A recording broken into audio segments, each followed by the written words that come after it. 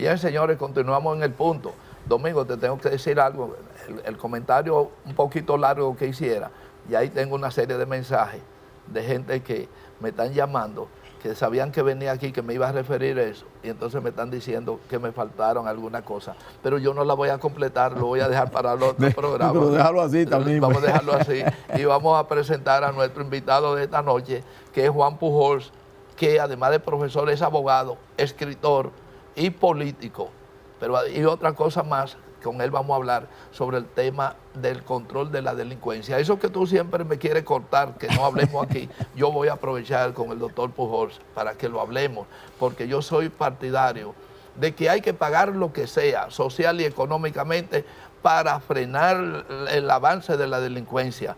Porque aunque yo soy bukelita, no quiero que mañana tengamos que aplicar el método de Bukele en la República Dominicana. Y si seguimos así, vamos derechito para allá. Buenas noches, doctor. Muy buenas noches, Marcos. Buenas noches, Domingo. Buenas noches, amables televidentes.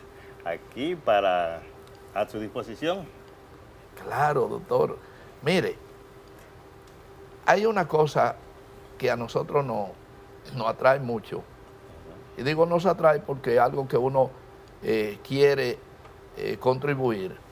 Usted tiene un tema, y lo vamos a comenzar por eso, porque aquí hay dos temas que afectan duramente a la sociedad dominicana. Pero usted puede tener hambre y soportar un poco y alguien lo ayuda, etcétera. Pero cuando usted es un atracador de esos letales que andan por ahí callejeros, le sale con una navaja, con un arma, con un revólver, sencillamente usted no tiene más oportunidad, nada más que la que el Señor le acompañe, si lo acompaña. Entonces, es un problema serio que ha ido creciendo en la República Dominicana, y quiero que nuestro público que nos sigue escuche la opinión del doctor Pujols, que va a conversar, entre otros temas, sobre el tema de la delincuencia en la República Dominicana. Así es. Primero, no soy doctor, soy simplemente Juan Pujols, profesor, para quedar, no atribuir títulos que no corresponden. Miren, el tema de la delincuencia en nuestro país hay que enfocarlo de una manera muy seria. Y hay aspectos fundamentales que aquí no se tocan, que son lo que llaman las necesidades, o sea, las condiciones materiales de existencia del individuo deben estar resueltas. Son educación, salud, alimentación, techo y tener, o sea, los elementos esenciales para tú poder, o sea, disminuir lo que llaman los asuntos en la marginalidad. Porque la delincuencia menor viene de la marginalidad. Hablamos de los Alcarrizos, hablamos del Abanico, hablamos de Capotillo, en fin, sectores que vienen carentes de todo por la falta de oportunidades. Ahora, ¿qué pasa? Que se han emprendido varios programas, pero ninguno han dado el traste con lo que es la problemática social.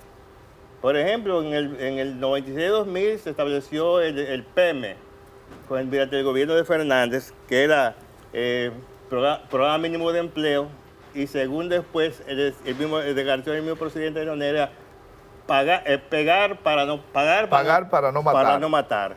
Óyeme, después vino entonces el barrio seguro, que ahí se hizo el guito, pero nada que impactara como tiene que ser a las comunidades, y así siguió después vino Danilo con barrio tranquilo, y después viene el presidente Abinader con lo que es el plan Giuliani. Y resulta que la delincuencia cada día sigue peor. ¿Pero por qué? Vamos a ver. La marginalidad, embarazo en adolescentes. ¿Cuál es el índice que tenemos? ¿Y qué se está haciendo realmente para trabajar esa parte de esos sectores? Para eso hay una propuesta concreta. Yo digo, bueno, nosotros tenemos 48.000 kilómetros cuadrados. Vamos a dividirlo en polígonos de 100 familias. 100 familias por 5, que es promedio, son 500 personas. Ahí en ese polígono se establece lo que es un hogar, un lugar que puede estar un médico, un psicólogo, en fin, parecido a lo que es el médico de la familia en Cuba, pero con algunos agregados, donde ahí se determine, donde la semana se va a ver todo lo que está pasando en ese hogar, en ese sector, por polígono. O sea, si lo dividimos en polígonos, entonces vamos a tener una cantidad de polígonos y vamos a tener, porque estamos distribuyendo la cantidad de pobladores según el censo en esos polígonos con un promedio igual a 500 en cada uno. Eso así entonces va a garantizar, o sea, quién entra ahí, cómo entra ahí, las condiciones que se dan ahí, dónde hay violencia, dónde hay delincuencia, o sea, y además dónde hay maltrato. Y todos esos elementos se van a agrupar dentro de un aspecto que se llama el ser humano como ente integral. Durante no trabajemos el ser humano como ente integral, vamos a estar dando patadas a la ciega. La sociedad tenemos que verla como un todo, no como una parte. Por eso inclusive cuando se habla de diferentes ministerios, juventud, niñez, envejeciente, eso para mí es no más que botella y buscar dinero. Créeme el Ministerio de la Familia, donde se eduque y se forme realmente para trabajar los valores, la ética y la moral que debe primar en una sociedad. Si las condiciones materiales existentes no están resueltas del individuo y aparte de eso no hay una supervisión en las áreas de quién se muda, quién llega, entonces no es posible combatir la delincuencia, pero mucho menos importándola de un modelo que tiene características diferentes a la nuestra. Entonces, la delincuencia que se puede combatir, efectivamente, o sea, desde un eje transversal se puede trabajar todo. La parte educativa, o sea, donde hay asuntos de violencia en el hogar, donde hay maltrato, o sea, cuáles son los elementos que están interviniendo y que contravienen los buenos modales de una sociedad. Y todo eso se puede trabajar y no hay que invertir tanto dinero. Vamos a trabajar la parte preventiva y no la curativa, porque la preventiva es cuando tú evitas el problema. Atiende la necesidad y no el comportamiento. ¿Qué pasa? Que está en nuestro sistema, trabajamos al invertido. La necesidad de la comunidad, ¿cuál es? Que le llevemos cultura, que le llevemos, por ejemplo, lo que es el arte de escribir, el arte de cantar. Esos clubes de los años 70, ¿qué función que hacían en los sectores? Sin tener recursos del Estado y de nadie, ¿qué función hacían? ¿Y cuántos jóvenes logramos rescatar que no cayeran en los vicios y en la delincuencia? Pero el Estado tiene que aplicar políticas públicas que vaya en beneficio de esa marginalidad, que de paso son los campesinos que migran del campo porque le han quitado el sustento con un intermediario que hay en el medio y que entonces esto trae como consigo que comienza abandonando la ciudad, el campo, viene a la urbe, pero ¿dónde va? A la marginalidad.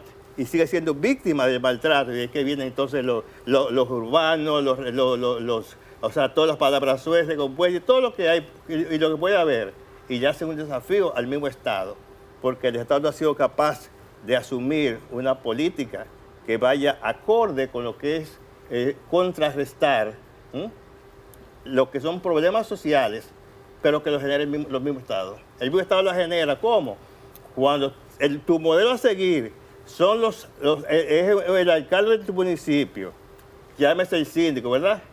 Es el ministro, es el presidente, es el cura. Pujol. Y entonces, ¿qué pasa? Que esos son el modelo que dicen es, lo que está bueno es esto que nos sirve. Y vamos a hacer esto. Entonces, si tú no, como personas que tienen un control del status quo vigente, donde presentan un modelo, ¿qué te está dejando a los que están abajo? Entonces, vamos a hacer lo que sea, se fue de paseo. En esos planteamientos hay un elemento sumamente claro, es la nomenclatura de la creación de polígonos definidos, donde indudablemente hay una autoridad que forman el conjunto, desde un médico, el policía, la prevención como tal, el psicólogo, el sociólogo, en fin, es una comunidad que habita necesariamente en ese lugar y que además de habitar tiene la autoridad para resolver conflictos, prevenir. Eso indudablemente tiene un costo que no hay que pararse a ver cuánto es, sino aplicarlo, porque de lo contrario, entonces nos sale la cosa mucho más cara mañana.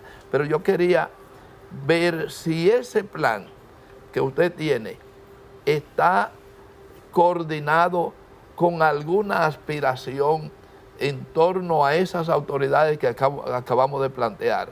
Es decir, los regidores, los alcaldes, hasta el cura del barrio y todos los religiosos, no importa quién sea, pero también algo que en Cuba a muchos no les gusta, se llaman los comités de defensa revolucionarios. Llámelo como usted quiera. Yo lo llamo aquí de una manera para complacer a la gente, cuerpo de caliese contra la delincuencia. Y me han fustigado mucho con eso, pero yo quiero reeditar los calieses contra la delincuencia, no contra la acción política ni el bienestar. Así es, así es. Entonces, ¿la pregunta era? La pregunta era si el costo de eso, usted como estudioso lo ha cuantificado, lo tiene, cómo implementar ese plan a nivel nacional. Mira, eso, si tú tienes, por ejemplo, tenemos, vamos a poner 12 millones de habitantes con los flotantes. Población dominicana más los flotantes, turismo y migrantes.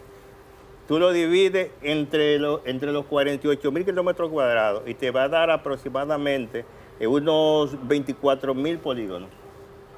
Eso tú coges y lo llevas a, por ejemplo, porque estamos diciendo que son familias y son 5, o sea, en cada polígono va a haber 5, o sea, 500 personas. Eso tú lo llevas a la práctica y eso no tiene prácticamente ningún costo en función de lo que se gasta en armas y lo que se gasta, por ejemplo, y la gente que se pierden en esas comunidades por falta de políticas públicas que vayan en pos de ellos. Y hablaban, por ejemplo, de la cultura, la falta que hace en esos sectores. Tú sabes que tú escribes un libro y tú vas al Ministerio de Cultura y te dicen que ellos cogen un 90%, están en un 10%. O sea, pero tú escribes un poema o escribes una canción y, o sea, con cierto contenido, con una letra limpia, y no te la apoyan. Pero entonces, ¿qué hacen? ¿Qué han hecho la gente de los urbanos? Que han tirado palabras, todas las palabras descompuestas por haber y por haber, desde el consumo de sustancias controladas hasta lo que es la prostitución y todo eso. Entonces eso ha penetrado y ha invadido. Inclusive tenemos ahora mismo un exponente a nivel mundial representando el país. Oye bien, por encima de Juan Luis Guerra, y ella no es culpable de ella. Y hasta presidente quiere ser, hasta presidenta quiere ser. Y ella no es culpable de eso. Es un sistema que no sirve. Porque si ahí hay escuelas de formación y esos niños se educan, pues de esas escuelas que se forman, búscame los que son egresados de los politécnicos, para que tú veas que son todos profesionales y trabajan y tienen fuente de ingreso. Pero señor, si tú coges y no tienes ni siquiera la salud y no tienes la educación, ¿qué le dejas a esa gente que haga? Que invente. Si tenemos que el 29% de los jóvenes de República Dominicana son ninis, que ni estudian ni trabajan. O sea, un 10% por debajo de toda América Latina. O sea, por encima en cuanto a la capacidad de jóvenes que ni estudian ni trabajan.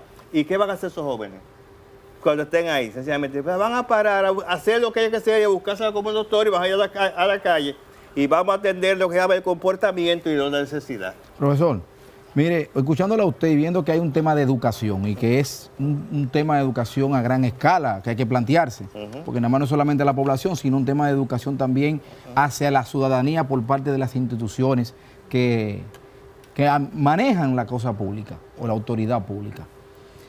¿Usted cree que ha habido un desfase o un desliz por parte de las autoridades con relación a lo que han sido las políticas para mitigar o anular lo que son la criminalidad en la República Dominicana? Pero totalmente, eso lo estamos diciendo desde el principio, que se atiende el comportamiento y no la necesidad. ¿Cuáles son las necesidades de una comunidad?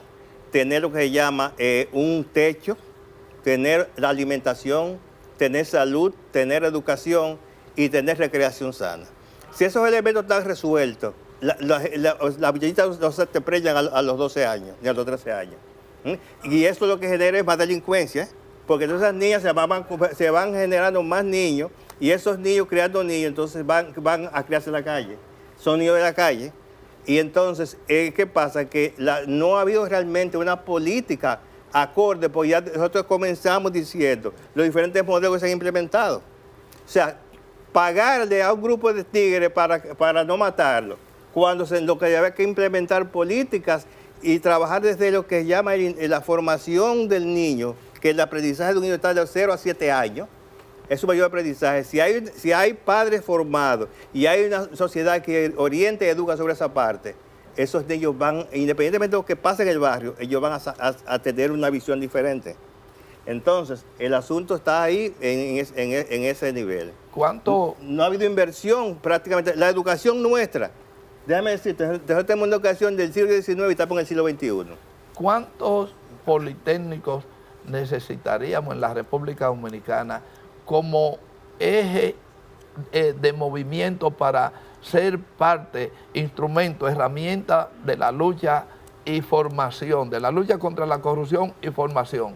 Pero profesor, eso nos va a hablar después que regresemos de una pequeña pausa. Señor director.